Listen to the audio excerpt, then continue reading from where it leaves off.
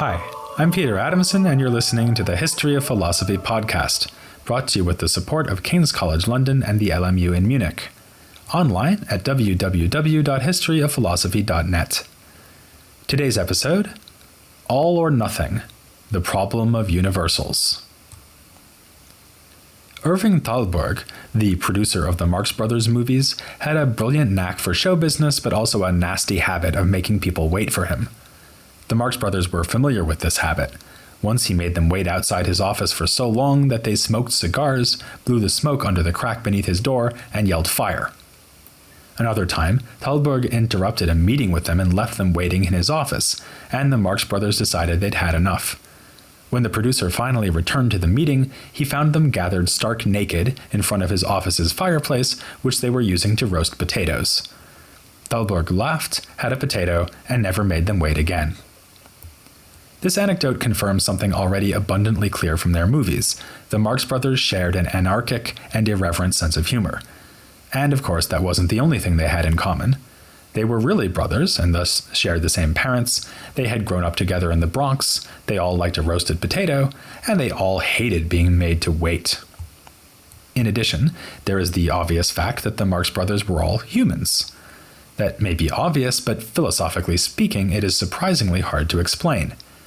In addition to the specific features that distinguish each person, Chico's piano-playing ability, for instance, or Groucho's quick wit, all humans share in the feature of humanity, and we are all animals, a feature we have the honor of sharing with giraffes, among other creatures.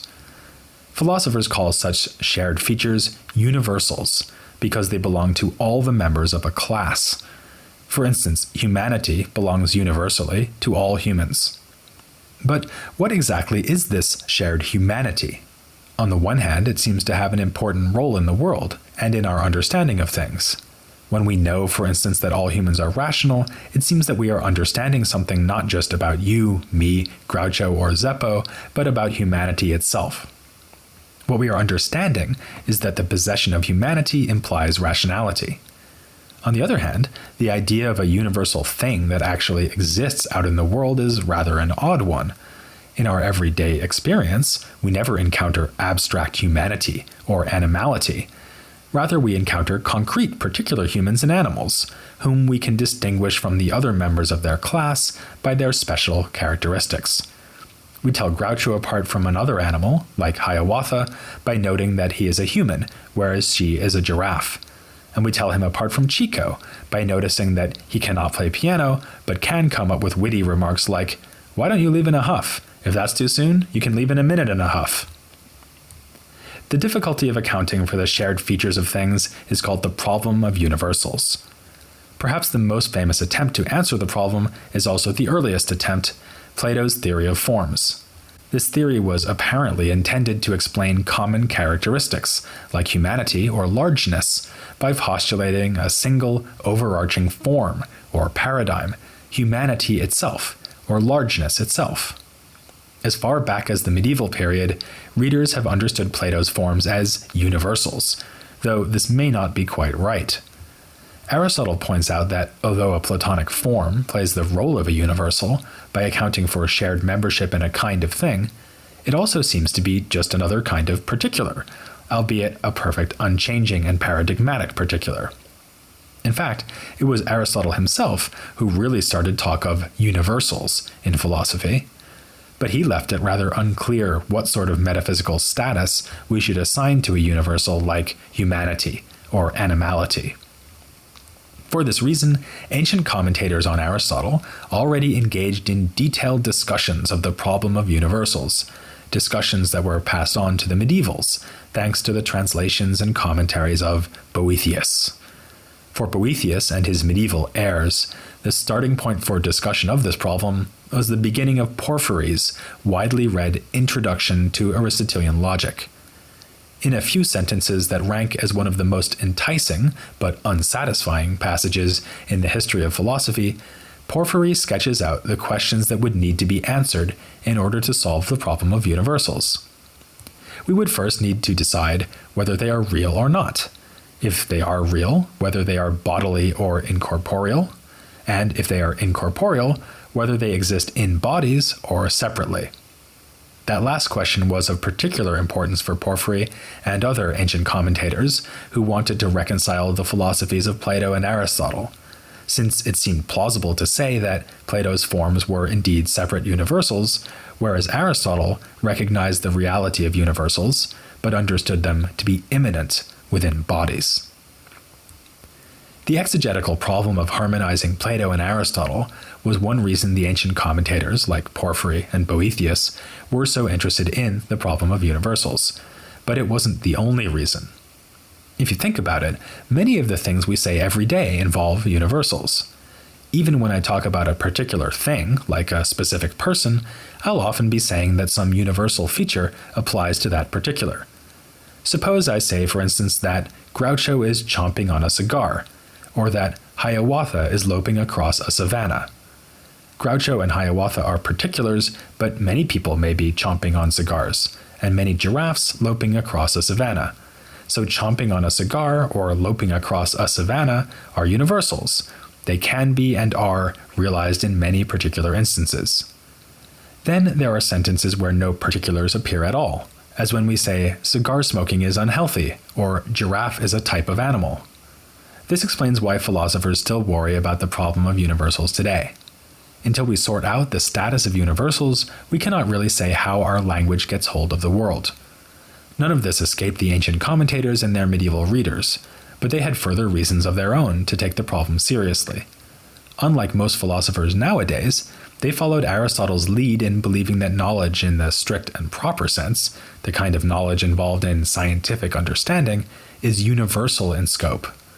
So, for them, answering Porphyry's questions was an urgent task in the study of knowledge or epistemology, as well as in the philosophy of language. Given the strictly introductory purposes of his little treatise on logic, Porphyry took the liberty of leaving his own questions unanswered. So, the passage offered a wonderful opportunity for later philosophers. By commenting on it, they could offer their own account of universals without having to worry about contending with Porphyry's own theory. This led to a certain way of posing the problem that would puzzle contemporary philosophers. Because Porphyry was introducing Aristotelian logic, the kind of universals he was interested in were the species and genera of substances. In other words, his questions were framed in terms of asking whether such items as humanity and animality are real, are incorporeal, and are separate. Though one could extend the question to non-substantial cases like cigar chomping and loping across a savanna, later thinkers taking up Porphyry's questions usually didn't do this. They simply focused on sorting out the status of substantial species and genera. Since the medievals encountered Porphyry through Boethius, they had to take account of what he had said on the issue. They had plenty to work with, because Boethius was so interested in Porphyry's introduction that he commented on it twice. In the first commentary, he made a convincing point concerning Porphyry's list of questions, namely that his posing all three questions already implied his answer to the first two. If you answer the first question by saying that universals are not real, you don't need to go on to ask whether they are bodily or incorporeal. And if you answer the second question by saying that they are bodily, you don't need to ask whether they are separate from bodies or in them. Thus, Boethius assumed that for Porphyry, universals are indeed both real and incorporeal. In his second commentary, he explained why and how this is so. Universals must be real, since otherwise there would be nothing for us to know when we understand the general features of things. We encounter such features in particulars, and then abstract or isolate them through a mental process, something Boethius compares to isolating the line that forms the edge of a body. The feature we are noticing is alike in all the members of a species. Groucho, Chico, Harpo, and Zeppo are all similar in being humans. But it is only at the level of mental understanding that we isolate humanity as something in its own right. While this goes well beyond the intriguing list of questions posed by Porphyry, Boethius says less than one might want about the humanity that is in Groucho and also in Harpo. Is that humanity one and the same thing? Or is it that we have Groucho's humanity, which is one thing, and Harpo's humanity, which is something else, but these two humanities are similar to one another? If we take the first alternative, we are committed to something that really exists out in the world and is universal. If we take the second alternative, then true universality occurs only in the mind of someone who abstracts and isolates humanity as a general concept. An analogy might help here. The first option would be like you're watching the Marx Brothers movie Duck Soup on television while I am watching it in a cinema. One and the same movie is being viewed in two places at the same time. The second option would be like two actual bowls of duck soup made according to the same recipe. They taste exactly alike, but were made from different sets of ingredients and are two distinct meals. Vegetarians may want to vary the example slightly using the Marx Brothers movie Animal Crackers. In the 12th century, philosophers working in France split over the correct understanding of universals, more or less along the lines I've just indicated.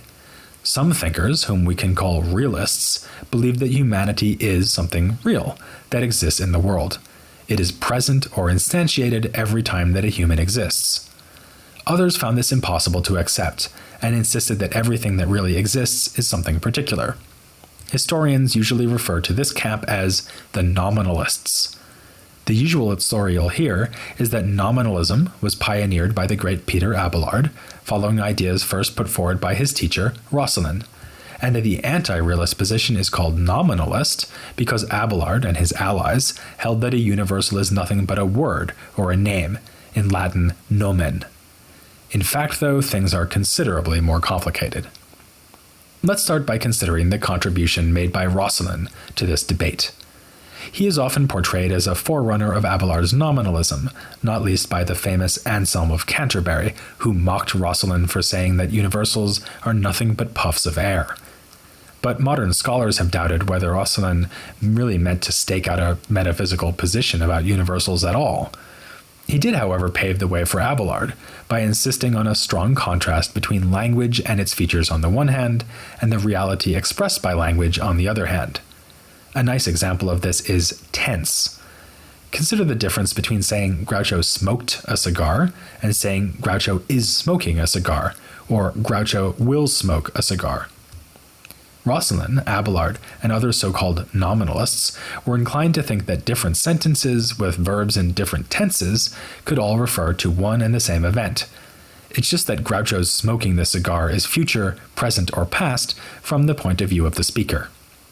In this and other cases, it is dangerous to assume a diversity of things on the basis of the diverse linguistic expressions used to refer to those things. There's a further difficulty here in that words are themselves things. For instance, if I utter the name Groucho, that sound I am making is a thing, just like Groucho himself is a thing. Abelard would later eliminate any possible confusion on this score by distinguishing between the utterance in itself, which he called a vox, and the utterance insofar as it is meaningful, which he called a sermo. The utterance is indeed a thing, but it is not insofar as it is a thing that it has meaning, but insofar as it is a sermo, or signifying utterance. Along with other like-minded writers at the dawn of the 12th century, most of whom are anonymous, Roscelin was putting forward his ideas about language in the context of grammar, the first of the liberal arts. The main authority for grammar was the late ancient author Priscian, and his work was made the subject of several commentaries at about this time. Priscian informed his readers that a name or noun must always signify a substance by ascribing some quality to that substance. Here we get a bit closer to the problem of universals. To what does a general noun like human refer?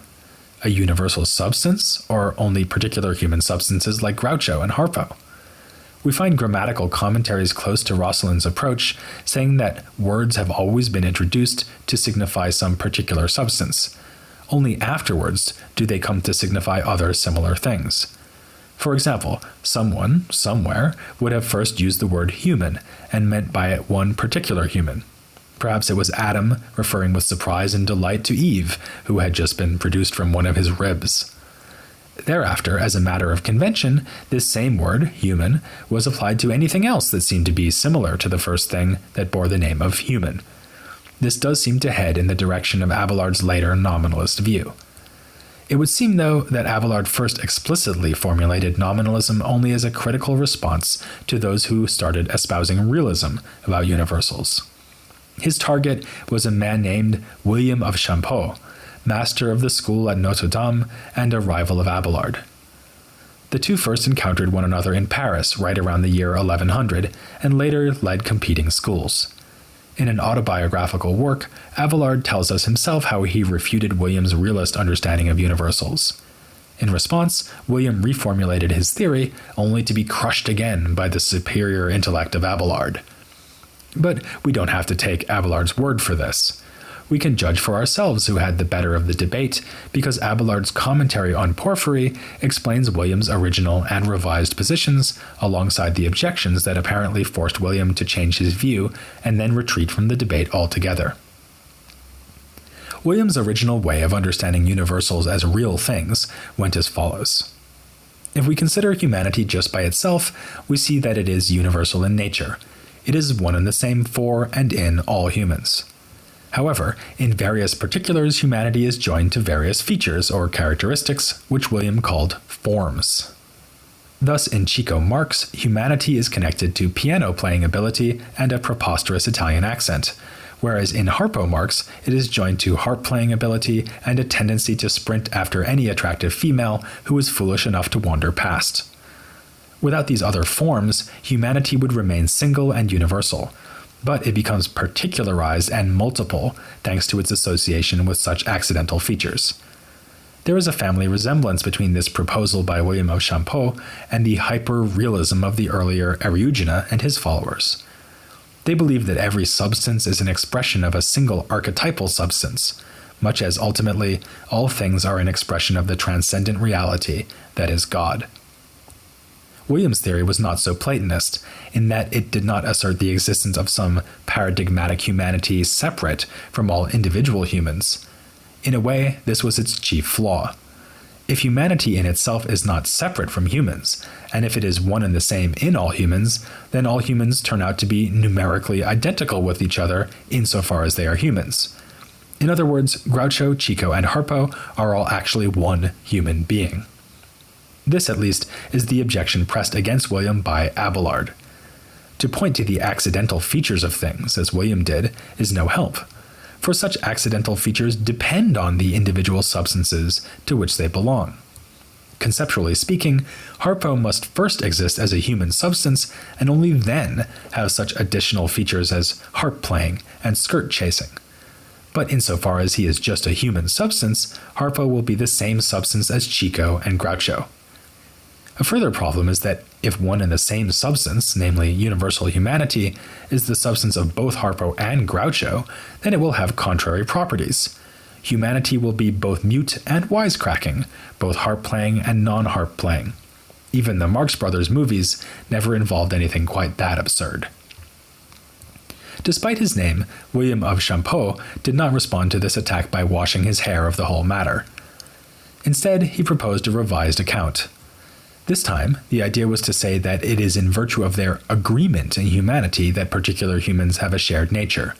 Groucho, Chico, Harpo, and yes, even Zeppo are all different, but there is some one thing in which they agree. Or, as William of Champeaux preferred to put it, they do not differ in respect of humanity. Abelard easily dismisses William's tricky negative formulation. Two humans do not disagree in respect of being a stone either, since they are both equally not a stone. To the more basic idea that the Marx Brothers and all the rest of us are humans in virtue of some real thing that is humanity, Abelard replies that human is just what each person is in himself or herself. So this had better be distinct in each person, otherwise, just as with the first attempt to defend realism, Harpo and Groucho will wind up being identical insofar as they are humans. The problem, as Abelard sees it, is that William and the other realists are desperate to hold on to this notion that humanity is a thing. But in fact, humans are alike not in virtue of some real object in the world, namely their humanity. Rather, they are simply alike in all being humans. And being a human is not a thing. It is rather what Abelard calls a status, again coining a new technical term in order to clarify the situation as he sees it. A thing's status is simply some way that it is, and ways of being are not themselves things. The realists might complain that a status must indeed be a thing. My being a human is something about which we can have knowledge and something that explains features of the world. For instance, my being a human explains my being rational and alive, so how could it be nothing at all? Abelard responds with an example. Suppose a slave of ancient Rome is beaten because he refuses to go to the forum. His refusing to go is a status, and it explains something, namely why he was beaten. But we are surely not tempted to say that his refusing to go to the forum is actually a thing in its own right.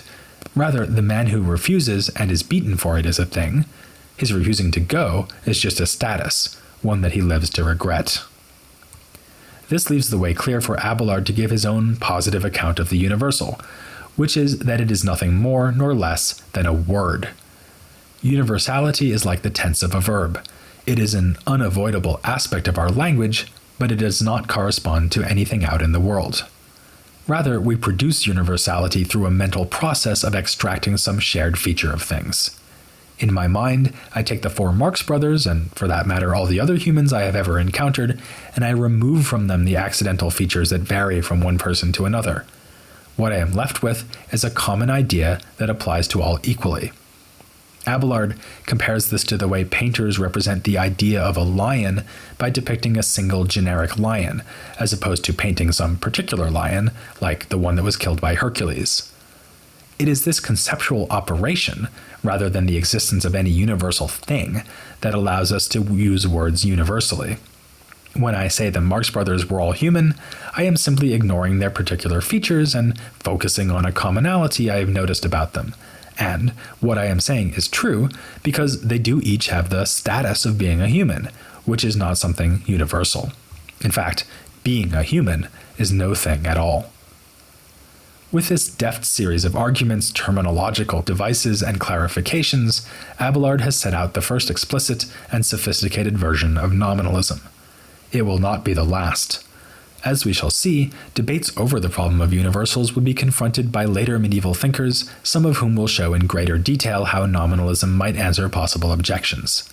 But we've only begun to consider the astoundingly innovative and brilliant philosophy of Abelard, which involves new proposals in philosophy of language, metaphysics, theology, and ethics. Which is to say nothing of the events with which his name is above all associated, his love affair with Heloise, and its tragic ending. I'm a big fan of the Marx Brothers, so you probably don't want to take the risk of making me wait. You'd better join me as soon as you can for the next episode on the story of Heloise and Peter Abelard, here on The History of Philosophy, without any gaps.